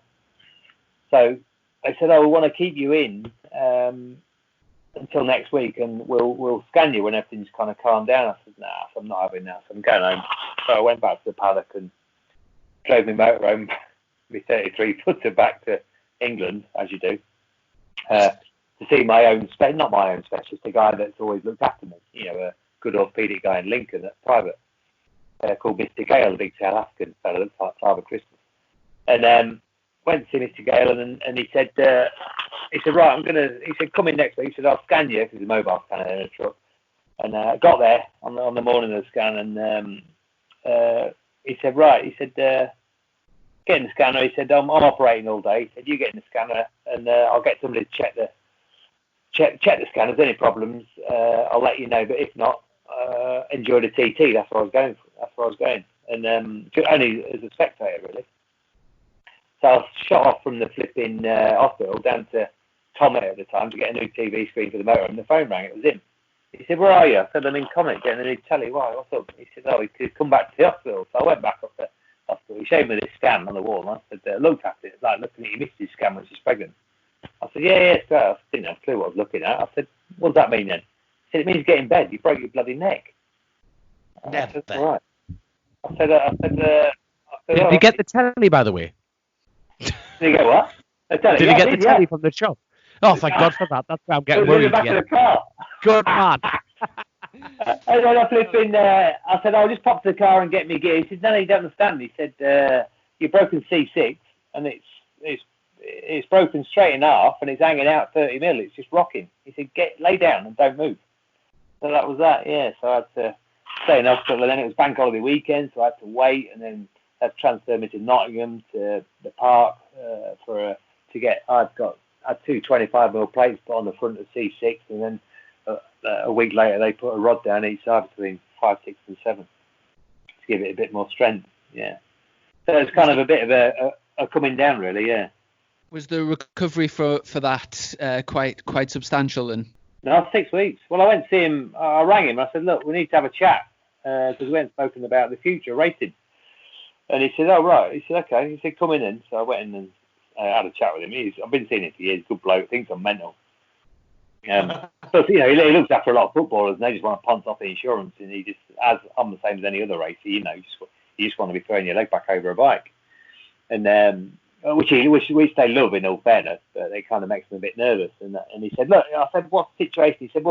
He said, the reason why I put the rod down each side between 5, 6, and 7 is to give it more strength. And obviously, I know you're going to be riding again and this, that, and the other. And he said, it'll be. I said, so how's it going to be? He said, mate, it'll be stronger than what it was pre-accident. I said, good, I'm riding next weekend at Capel. He said, Effie now. He said, I wasn't expecting that. But he didn't say no, so off I went to Cabo, yeah. And did you manage all right that soon? Yeah, pretty good, a bit stiff, and I didn't try and set the world on fire, and kind of got back into it in all fairness, and then, cut a long story short, got cracking again, and we got back to the pace and podium pace at British Supersport, The following year, obviously, last year competing in the BSB paddock, and obviously another crash, but this time at Thruxton. Was that injury related to the one the year before? No, not at all. I was riding for Paget's that year, and I hadn't run any races for Clyde, but it was podium a lot, and it was going good. But was at Thruxton, and I was going straight from Thruxton. My motorhome was already at the Isle of Man, and I was going straight to the airport at the end of race day, Southampton, I think, to fly over, and the missus is already there in the bloody motorhome.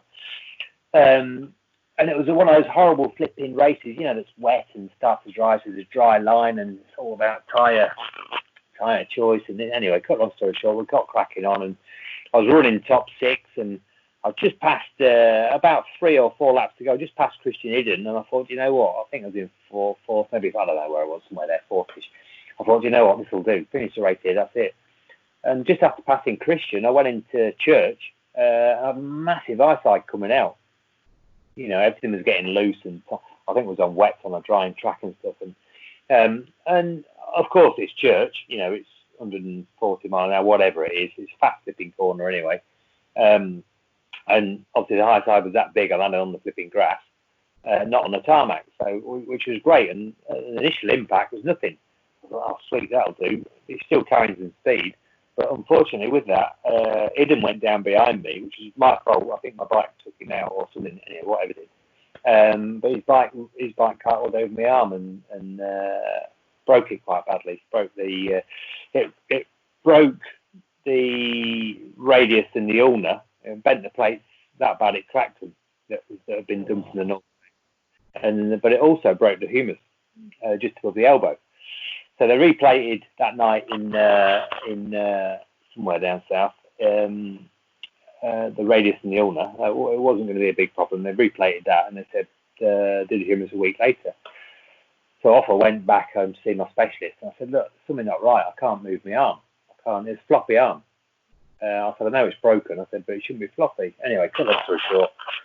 He said, right, we'll take you into the park at, it's Queen's actually, Nottingham, and we'll plate the humerus, and Professor Davis, a nerve man, he'll do an investigation with nerves and stuff while you're in there.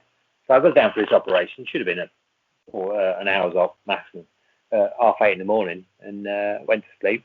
And I woke up at midnight with my legs bandaged. I couldn't figure it out. It's like, what the flipping heck's going on? They got the wrong bit. What the hell have they done? Both my legs are flipping bandaged up. They kind of, in cuckoo land, so they're that much anaesthetic. I've been out all day long. Anyway, cut long story short, they realised I'd severed the radial nerve. They found one end down halfway up my forearm, and they took me shoulder muscle, took my tit off, and found the other one behind my tit, the other end of the radial nerve.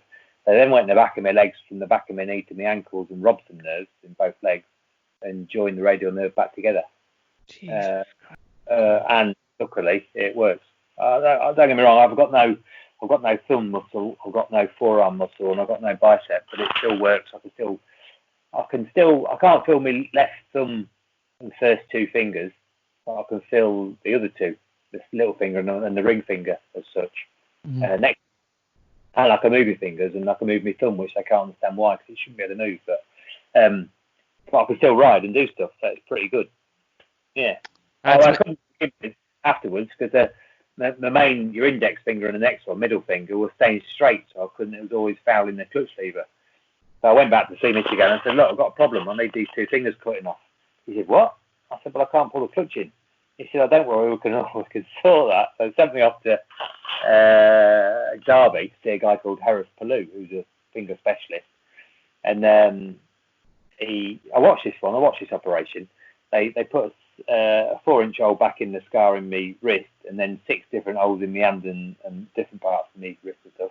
And they joined the ligaments of my index finger and my middle finger to the ring finger as such on your left hand. So that when I pull my ring finger in, it pulls the other two with it at the same. It's perfect. But the only negative is I can't 2-finger clutch on my trials bike. Oh, well, you don't worry. Hey, your golf career is going to take off. We found a fantastic photo of you, and you were jumping around like a bleeding hooligan. It was fantastic. Did you see the shot? Did you see it? It was phenomenal, and your reaction, honestly, you were like a 6-year-old at Christmas. It was fantastic. And now the only thing Jamie Coward did point out massively, right, was the fact that, have you ever heard of a packet of sweets called drumstick squishies, right? No. Now, they're pink on the top and white on the bottom. They were your legs, son. You look like you got dipped in Tipex. It was just like, the good thing about this, obviously, the fact that you can get out in the sunshine still, your golf career is going to take off, and it's fantastic. The never-ending, never sleep, never restless Steve Plater. Absolutely love it. But I'll tell you what, before we let you go, mate, we're going to have to crack on with some quick fire questions. Are you ready for it? All right. Yep, too easy. Good man. Right. So the first one, now I nicked this from Holly Smith Media. That's how lazy we are on this show. It's if you were trapped on a desert island, what 2 items would you take? Oh, good question. Thank you, Holly. A woman. What would I take? A woman. A woman, not your wife. I love that. Just a woman. I'll take a woman and a packet of wipes. How's that? I like it. Yes. Second one. If you're organising a big night out, with the lads from racing, which 5 people would you take and why? And it could be past or present as well. Oh, mate. I've been talking about it today actually, but I do organise quite a lot of dudes, but probably I'd say, flipping heck, past or present. I'd take Kevin Swans. He likes a beer, that man. I'd take DJ, Dave Jeffries. How many? How many have I got on my name? 5. God, flipping heck, good question. I'd probably take Odgie, Neil Hodgson, because, mate, he's daft to brush and talk so much rubbish when he's got a beer in him, you know what it's like. I mean that in a good way. Whittam, because he's endless. One more. Probably. Oh dear, flipping heck.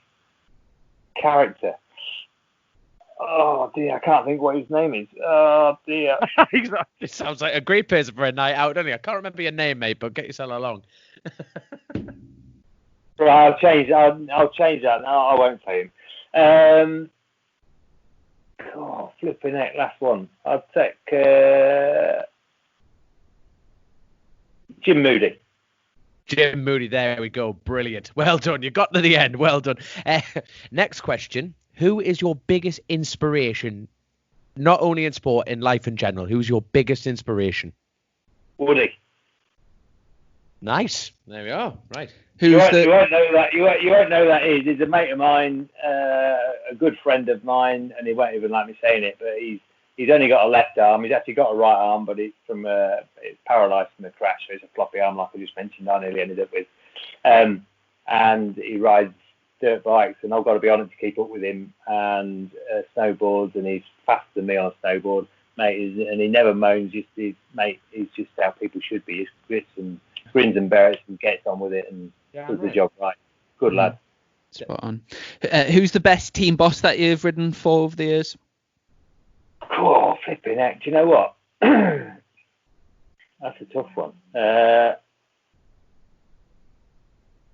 Russell Savory. There we are. Now, you've kind of answered this in the... Mick Grant. Oops, say it again. I'll say that again. It was that team was Russell Savory as the boss and Mick Grant as team manager. That was the best one, yeah. There we go. No, I was just about to say that you've already kind of answered this. Now, I was going to ask about, your biggest regret, but you just said that you don't have them. But obviously, I'm going to pick on you a little bit. Now, the previous ongoing... I am. Now, obviously it's not the brand's problem, but obviously with Norton, everything going on, what's your opinion on that? I know it's not a regret of yours because it wasn't the motorcycle's fault, but how do you think that's all going? What's your take on it? Were you upset or? With the Norton scenario? Yeah, with Stu Garner's situation, you know what I mean? Do you know what? First of all, Garner, he's a character. He flies by the seat of his pants. I like him. He's done a lot of wrongs, allegedly. I don't know exactly what he's done. I developed that, the new bike, the new super bike, the road bike, and the TT bike. Did an awful lot of development work for them. They always paid me. Was good as gold. They got some great products. I would say their weak point was electronics, always on their bikes. By the way, it's great news that somebody's bought that and going to keep the name going. However, my opinion on the whole thing was, obviously, John signed to ride. Davo was there. I developed those bikes for Davo and Josh, and then or for them to carry on and refine to how they wanted them. And then, of course, John came along. But I didn't really understand John going to Norton anyway, because as I said to John at a chat show at National Motorcycle Museum, he had his differences with Honda, which for whatever reason, after his crash at the Northwest, and went his separate ways, which is fair enough. He was still number one at the TT. He had the choice of any team in the paddock. I couldn't understand in my own mind why he went for the Norton brand instead of one of the other leading teams to win with. I really couldn't. It's difficult. But to answer your question, mate, I don't know the true story. There's plenty of bullshit around and everything else. Yeah. Obviously heard plenty of stories about the pension funds and that's naughty. He's quite obviously been robbing Peter to pay Paul to keep the development going and build new projects to get obviously production warehouses and stuff built up. And mate, it hasn't worked out. It's not the first business that's failed. However, as long as those people are taken care of, I can't. It is what it is. No, very honest answer. Absolutely brilliant. But I tell you, we'll end the final question on a bit more of a cheery note by picking on you a bit more. So go on, Chrissy, you ask away then. Put him on the spot. So it's just one of the others. So just quick fire. We're a Hodgson or Walker man. Hey, flipping neck, that's a tough one. Now at the end of that season, obviously I raced in that season at BSC. That was my first year, so I kind of saw it all firsthand. At the time, I was it's a difficult one because I was a fan of both. However, I thought Walker I thought Hodgie had an easier job because the flipping Ducati was so good. You still got to ride it and you still got to get the results. And especially one race, you come from the back to the front. But I would say marginally Walker, and especially at the end of the year, because I tested all of those bikes, and I said on the chat the other day on Twitter that I suddenly realised how hard Walker had been riding that Crescent Suzuki when I got to test it at the end of the year. There we are. Right, next one: Shaky Byrne or Josh Brooks? Shaky. It's English. Quick. Okay. Britannia. Hickman or Harrison? Oh, I like them both. No, come on. No, I'm going to give you an answer. Hickey. He's a Lincolnshire lad. There we go. He's got an answer for everything, this man. We haven't got... Yeah, so, final one. Rossi or Marquez? Oh, flipping Rossi. There you are. You've just gone up massively yet again in Chrissy Rouse's book. By a country mile, not just flipping. Hey, listen, they're both incredible talents, massive, and I'm a big fan of them both. But yeah, I've had to choose Rossi. Well, Steve, thanks so much for coming on the podcast. We really appreciate your time and your stories over the years and stuff. You're welcome, mate. And go on, sorry. I was just going to say, there's one thing that I was wanting to ask you about, and that was the one last thing, which is the whole TT of Wales. Obviously, I remember seeing your name very much involved with that. Did that just come to a dead end, or is that Is that still? Yeah, you know what? It's such a flipping shame. I was asked to work with them on like an advisory role, like I do at Northwest to a certain degree. You know, we'd had Gary Thompson down there and MCN down and various different things. And what a great place to run a race. A little bit narrow, but without waffling on for ages. Everybody wanted it. You know, it's MOD run this place. Eppins it's called. This place runs something like 33 events a year, from cycling to rallies. You know, and obviously it's a big training area for the Ministry of Defence, like SAS and various different forces and various things. So it's because it's MOD, it's really well looked after. I rode round it on a bike about 2 months ago actually, and it's still the surface is fabulous. But to answer your question, no, I don't think it will happen unless somebody else comes along and bites the bullet and tries to organise it. It is quite narrow, so you know, I'm not sure about superbikes around there. It would make an incredibly good classic racing circuit, like the classic TT. It really, really would. It's a great venue. It's in an area that's very attractive to various people that they've got nothing else to go to for quite some way. But yeah, there was a lot of negativity from other disciplines. But it's tough now it's tough now because the season's always so busy, you know, with BSB, with obviously World Superbikes that comes to the UK, you know, the flipping classic TT clashes with MotoGP. You got the TT, you got the Northwest, the Ulster's still up in the air with that, I think. So there's so many events to get crammed in, and when something new comes along, there's quite a bit of opposition sometimes. Fair enough. Oh well, thanks for your answer anyway, and like I say, really appreciate your time, and hopefully we'll get some racing sometime soon, and we'll catch up then. But yeah, thanks very much, Steve, and we'll see you soon. Hey, no worries, mate. Good luck with it all. If we do get going, good luck with your racing, both of you. Excellent. Cheers, Steve. Take care, mate. Thank you. Cheers, guys. Bye-bye. So another long one, and do you know what? There was I had loads of things to ask him. There was a few things that we never even got to, but do you know one of them? It's got on his website that he was a stunt rider in, do you know Mission Impossible, the massive film, Mission Impossible 5. I've just watched some of the clips on YouTube there, and it's loads of it's like chasing motorcycles and stuff. And Steve was actually a stunt rider in that, so I would have liked to have asked him about that really, because it'd be quite a cool thing to do, that wouldn't it, get like in a film. Oh, well, that's it. Especially them kind of films. That was with Tom Cruise and like some massive actors. Like, oh, absolutely serious. But I tell you what, during that interview, we briefly touched on the Norton situation. Obviously, very very professional answer, very good. It's always good. Well, it was good. It was just a good answer and a good interview. But it's also great to hear that Norton have been bought out. I heard about that. Now, on a personal note, totally on a personal note, my only little upset is the fact that, it's a British brand and it's moved out of Britain. You know what I mean? You know, any other country could have bought it, but still, it's just on a personal note, I'm a little bit upset that it's no longer part of Britain because they've changed the name of it, haven't they?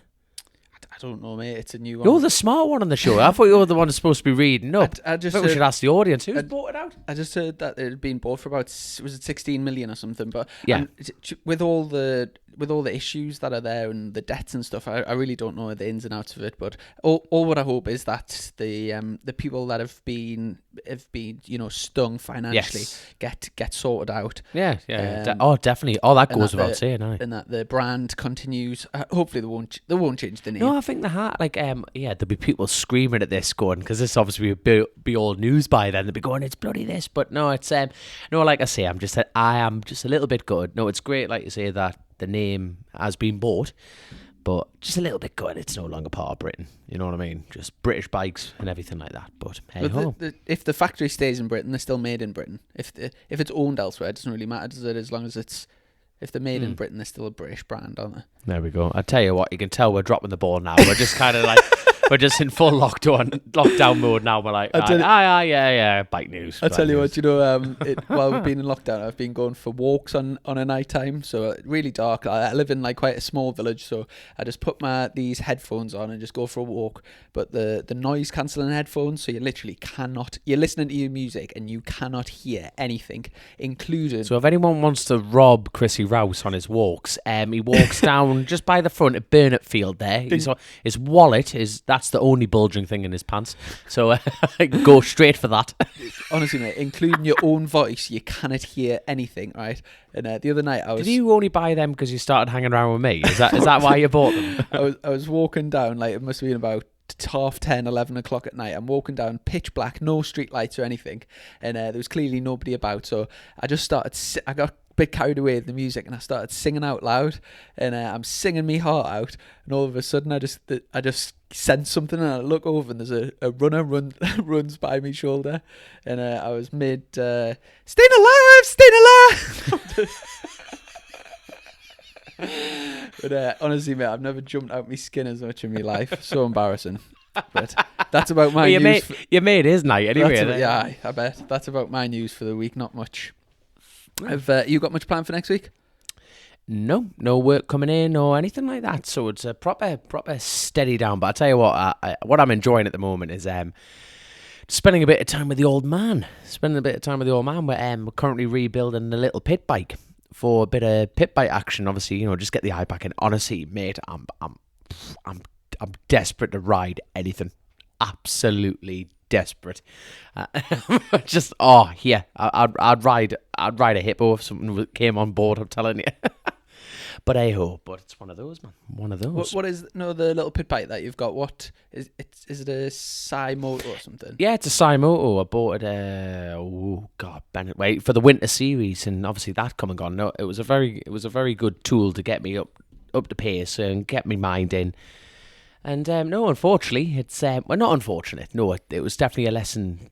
It was definitely a lesson learned, and something that I'm going to continue when this all gets shut down. And if my first part of the race season is into the winter, so be it. And hopefully there'll be a lot more people turning up to these events with the British mini bikes and getting involved and making the grids stronger and bigger and more competitive. Absolutely spot on. And just before we go, I've got a few little. I've been doing a bit of clearing out, and I've got a few giveaways. I've put together a few bundles, and first of all, recently we put a competition on the old social media where you had to share. It was actually episode 47, the Cooper one, and that was to win a Billy Art A3 of Leon Haslam, and it was signed, mega prize. And I went through. This time I got it from Instagram, and a guy called. His name's Stix81 shared that on his story, so I'll get in touch with him and get that posted out. We've also got another one that was again donated by Captain Kawasaki there, and this time it is Chris Walker when he was riding the Be Wiser Kawasaki, and I'll just have a look there. It's an artist proof, old but gold, and it's 3 of 5 artist proofs, so very limited edition, very brilliant. Special. And A3 artist proof, Chris Walker. And again, just to have a chance of winning this, all what I want is if you share this episode either on Instagram, Facebook, or Twitter, and I'll pick one, and I'll pick somebody that shares it totally random. So thanks to everyone that shared it last time, and if you didn't win last time, you've got another bite at the cherry. I've also got some NGK I put together like goodie bags. They've got literally everything but the kitchen sink in, and so there would be a cool prize.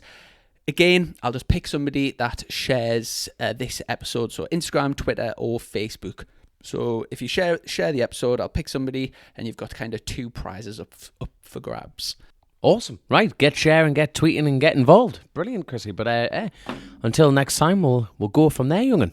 Obviously, thank you to TT Cases for sponsoring the episode as well. Big thanks. And like I say, if you want any of our merchandise, that's the place you'll find it. And we'll catch up next week, mate. Have a good week. See you soon. Cheers, mate. See you in a bit. Bye.